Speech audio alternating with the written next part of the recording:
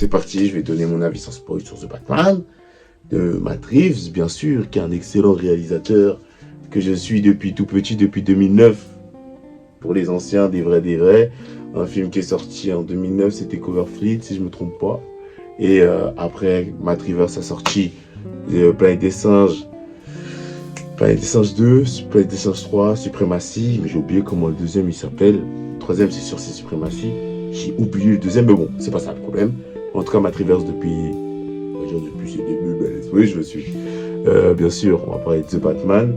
Alors, je vais donner mon avis maintenant sur The Batman. Donc, The Batman, bon, c'est un excellent film. C'est un excellent film. Juste, voilà, je suis un peu ressorti sur ma faim. Je m'attendais à plus, mais ça reste un excellent film. Très bon film, avec un bon thriller. C'est un bon Batman. On dirait pas, mais j'ai aimé le film. J'ai aimé le film, c'est un avis à chaud. Et j'ai vraiment aimé le film. Juste que, voilà, je suis sorti.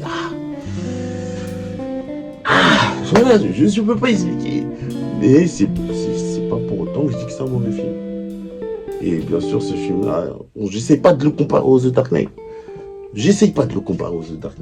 Je reste sur The Batman.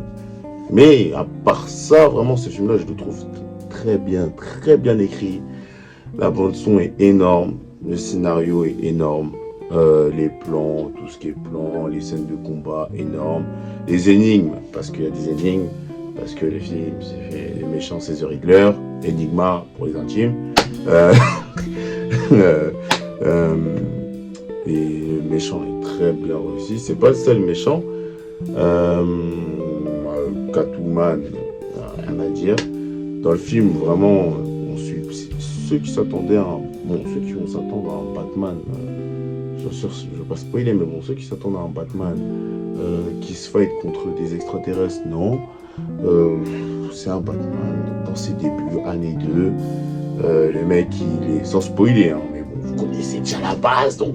Et même dans le film, on ne connaît pas son. On va dire tout le monde connaît son origin story, mais il y a encore des doutes. Mais bon, c'est un Batman qui est torturé par son passé, qui est bien joué déjà par Robert Pattinson, mais qui est un Batman qui souffre, un Bruce Wayne qui souffre parce que je dis Batman, parce que le film se concentre plus sur un Batman. On se concentre plus sur le côté Batman que sur le côté Bruce Wayne, voilà, Et vraiment, on suit vraiment un Batman qui souffre, qui est là, qui cherche la vengeance, et qui souffre. Tu regardes le film, tu sens que Robert Pattinson a souffert pendant le tournage, parce que Matt Reeves, il est connu pour être perfectionniste. Robert Pattinson a souffert aussi, mais vraiment dans le film. On suit vraiment un Batman qui souffre et qui est vraiment un Batman. C'est la première fois qu'on voit un Batman qui fonce dans le temps. Franchement, je peux le dire. Un Batman qui, j'ai pas suivi les anciens des années 80-90. Moi, je suis de la génération Nolan, génération Ben Affleck. Donc, les cinéphiles des années 80, je suis désolé, je sais pas. Donc, je vais même pas regarder les films parce que voilà, j'ai pas regardé les films, je suis pas un ancien. Je suis un 2000. Vous m'avez compris. Sinon, à part ça, vraiment, c'est la première fois que je vois un Batman qui fonce dans le tas, qui n'a même pas peur. Parce que, là, je veux pas spoiler, mais bon, on connaît tous, Batman, il arrive, il tape des gens, tu sais, dans le film, Batman, comment il tape des gens, c'est pas de taper pour, c'est pas de taper, vraiment taper correctement les méchants. C'est vraiment, il tape correctement les méchants. Et même, il y a un Batman qui fonce dans le tas, qui n'en a rien à battre. Vraiment, c'est vraiment le costume déjà est très bien, il va très bien sur Robert Pattinson. Mais un Batman qui n'en a rien à battre, il vient. Vraiment, le mec, il a la rage en lui, tu le sens. Il est là. Il y a au moins 20 ennemis avec des fusils. Bon, j'abuse avec 20 ennemis avec des fusils à pompe ou des snipes. Je ne spoil pas, mais vous comprenez. Je spoil, mais désolé, c'est un petit spoil, ça. Il est là. Il se mange, il n'en a rien à battre. Et il avance quand même. Mais c'est la première fois que je vois ça. Franchement, je suis étonné. On a toujours un Batman, tu vois, qui est là, il est en l'air, il est dans le ciel, il regarde. Plutôt, moi, j'ai toujours vu ça, donc. Mais ce Batman-là, franchement, là, c'est vraiment un Batman. En plus, dès l'introduction du film, quand il nous présente Gotham, voilà, la voix off dans le film, il n'y a rien à dire. Voilà, les voix off, ça fait du bien. Les voix off font du bien. Et je regarde en VF, mais franchement, c'était la voix off a bien servi dans le film, surtout au début, le début, je ne vais pas spoiler, mais voilà, le début, il montre directement l'ambiance du film. Le film va être noir, va être sombre. Le film est sombre et il est bien sombre. Mais dès le début, il nous montre bien que Batman, ne vous inquiétez pas. Peut-être qu'il a ses débuts, il est déjà connu, mais vous inquiétez pas, les ennemis, quand ils voient juste ce signal de ce Batman, les mecs, ils ont peur.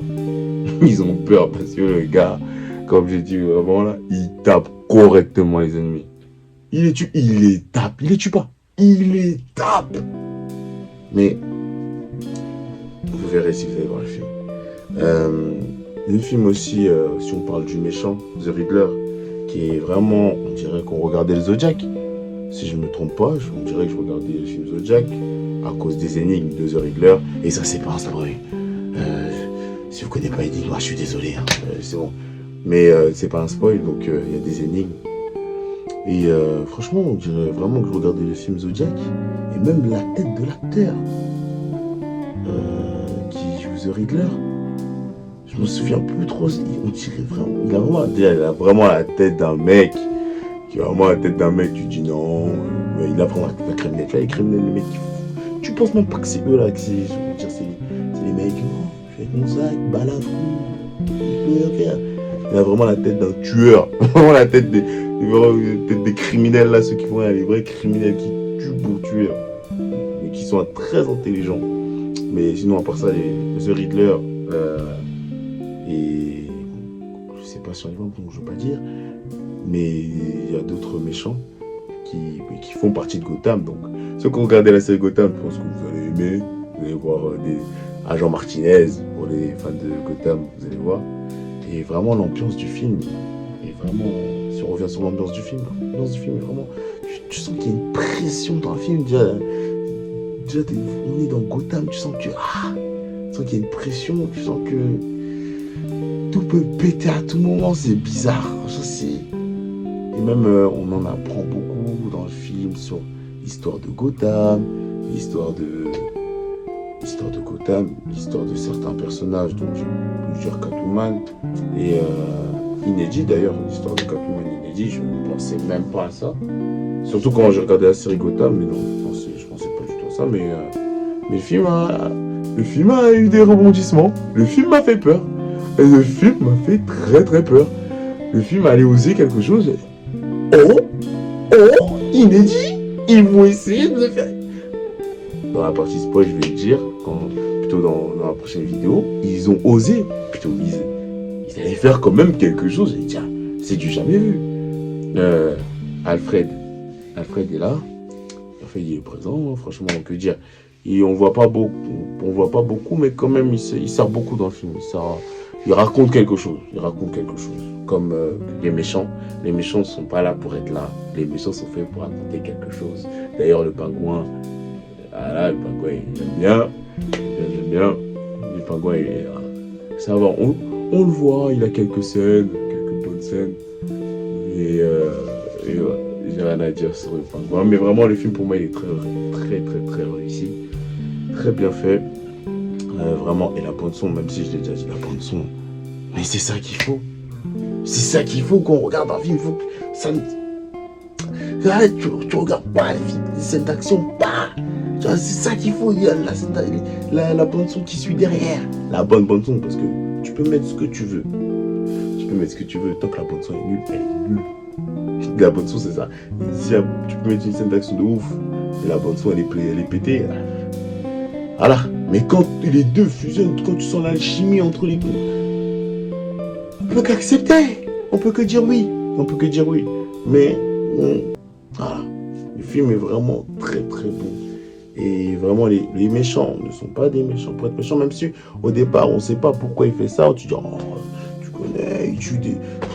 Voilà, c'est un criminel, il tue des gens pour tuer. Bon, il y a quelque chose qui est raconté derrière, surtout quand on regarde la fin du film. Voilà, quelque chose qui est raconté. Le film commence par quelque chose, il finit par quelque chose. Et derrière, tac, le film raconte quelque chose. Le film raconte quelque chose et je vais en parler dans ma prochaine vidéo spoiler. Pas aujourd'hui, pas maintenant, mais quand je vais revoir une deuxième fois le film, parce que le film mérite de se voir une deuxième fois.